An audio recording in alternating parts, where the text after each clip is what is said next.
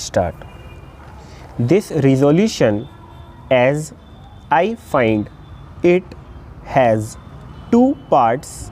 The first part relates to an inquiry into the monopolistic hold of foreign-owned and foreign-controlled advertising agencies in India. The second part is in regard to the desirability of government taking advantage of Indian advertising firms in relation to its advertisement of nationalized concerns, railways and so forth. In so far as the first part is concerned, I do not think that is necessary, and I do not think that we have any need to inquire into the working of foreign-owned and foreign-controlled advertising agency firms. So long as it is the policy of government to permit foreigners to operate in this country, I do not think that if there is a private sector, they should be subject to frequent inquiries in so far as this part of the resolution is concerned.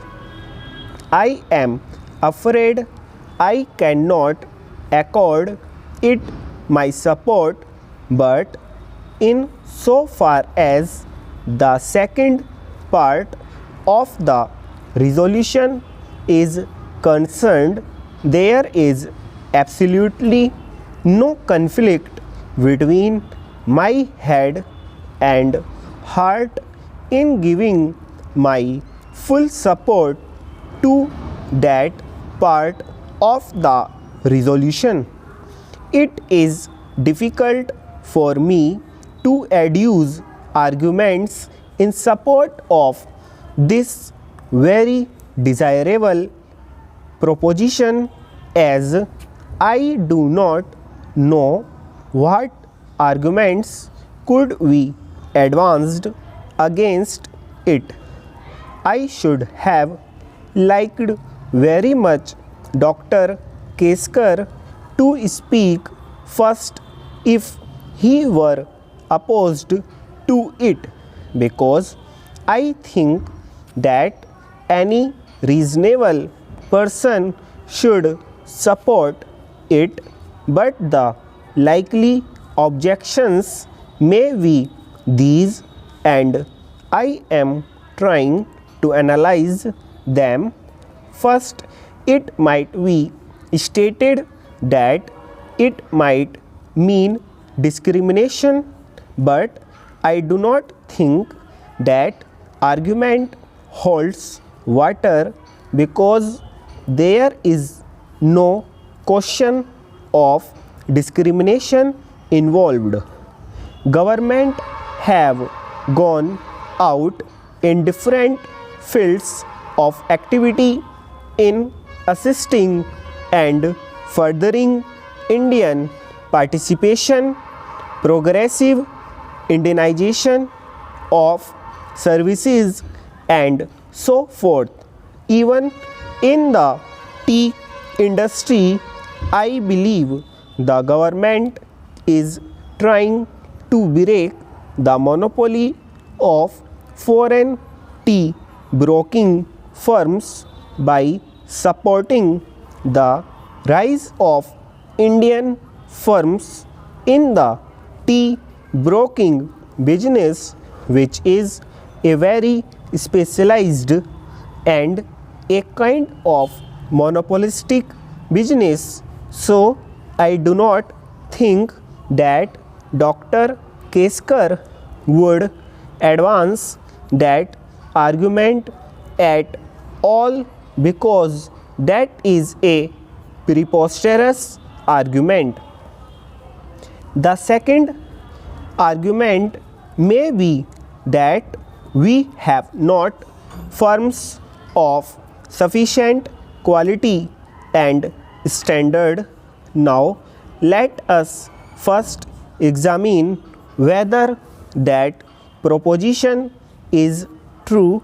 I submit that that proposition is not quite true, although in reply to a question by the mover of the resolution, the Honorable Minister for Information and Broadcasting did say that they sometimes find themselves in difficulty when they had entrusted advertising business to Indian firms.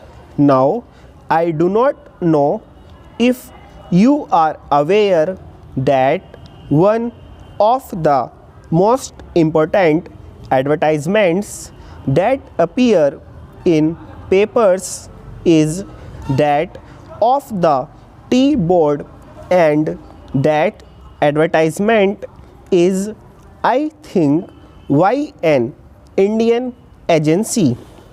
I do not think that anybody here would contend that the art quality attained by the firm which is entrusted by this advertisement work is stopped.